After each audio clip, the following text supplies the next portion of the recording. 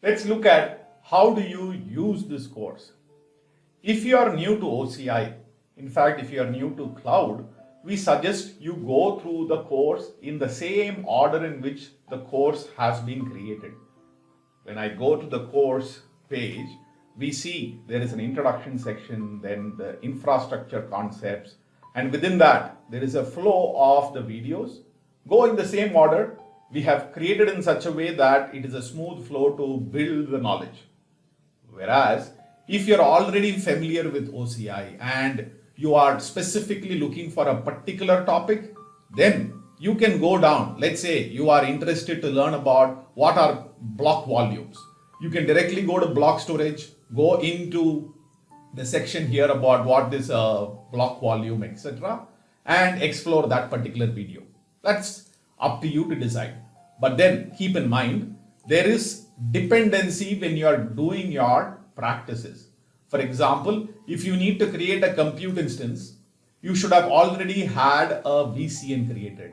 Or if you want to use block volumes, there should be a compute instance already created. So that dependency is to be taken care. The fact that you already know certain services and you are looking for other service related resources in the course, it is assumed you would be able to manage it.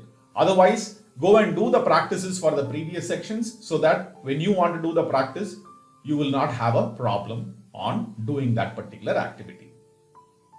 Next, the speed of playing videos. You can see that the way I am talking here and also how Ravi, my colleague, has recorded the videos are a little bit slow. It's not pretty fast, like the way I just now spoke. The idea being, the audience for this course could be global and they could be new to the technology itself. So if we go too fast, it might be difficult to appreciate the topic. Whereas you could go and choose the rate of playing the video, keep it at a pace which is convenient for you. That feature is available in Udemy. Then in some places, the PIP might block your view. Maybe it is doing right now. The view meaning there could be some text that comes over here. Don't worry.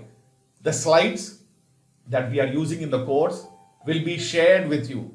How do you access it? If you go to a particular section, you will see a resources section available typically in the first video. For example, for this particular topic itself, in this section, there is a resource available with a PDF with the list of slides that I am using.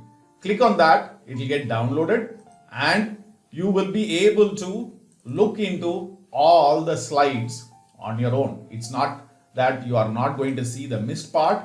You will very well be able to see whatever is given. So please use this to access if at all you're looking for what is present in that corner of the video. Then when doing the lab demos or hands-on, some places we made a mistake and we didn't want to cut it out. The idea being, we wanted to give you a candid feel as if you are sitting in a classroom and being with an instructor. So it could be that we make a mistake and it will be rectified. There are not too many of them, but there are some of them which I think would make you feel comfortable as if you are sitting with somebody and learning. And wherever there is a time where we are waiting for an installation to happen or the response to come back, we have made a time lapse so that you don't waste your time just looking at the screen, doing nothing but just progressing. So that is also taken care in our video construction.